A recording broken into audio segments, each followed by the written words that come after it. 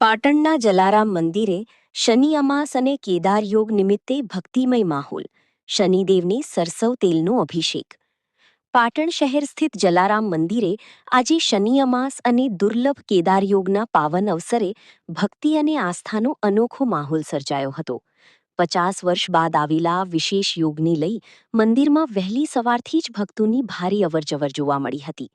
શનિદેવને સરસવના તેલથી વિશેષ અભિષેક કરવામાં આવ્યો હતો તેમજ વૈદિક મંત્રોચ્ચાર સાથે પૂજન અર્ચન કરવામાં આવ્યું હતું.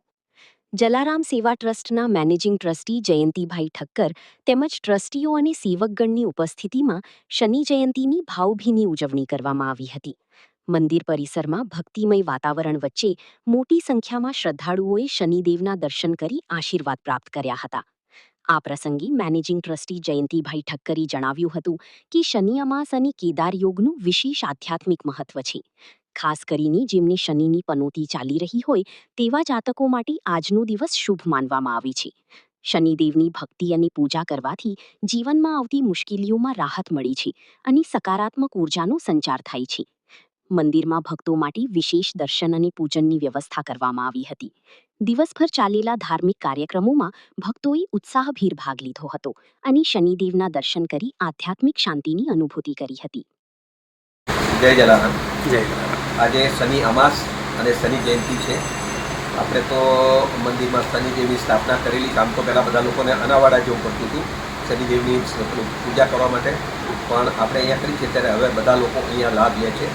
આજનો દિવસ જે છે શનિ અમાસ અને શનિ જયંતિ એકદમ મોટો અને મહત્ત્વનો દિવસ છે.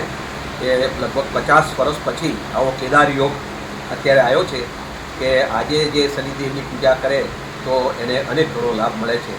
એમાં ખાસ કરીને જેને 7.5 પનોતી હોય તો એને પણ એમાં પીડામાં ફાયદો થાય છે. અને આજે શનિદેવ તો હંમેશા ન્યાયના દેવતા છે. એ સારા કાર્યોમાં સાથ આપે છે, ખરાબ લોકોને સાથ આપતા નથી અને એને દંડ આપે છે. એટલે શનિદેવને તો હંમેશા આપણે એમની દર શનિવારે શનિદેવની આપણે પ્રાર્થના કરવી જોઈએ, પૂજા કરવી જોઈએ.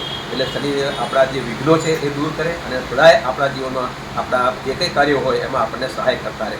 જય શનિદેવ. આપનું નામ? જયંતિભાઈ ઠક્કર, મેનેજિંગ ટ્રસ્ટી જલારામ સેવા ટ્રસ્ટ, પાટણ. જય શનિદેવ. જય જલારામ.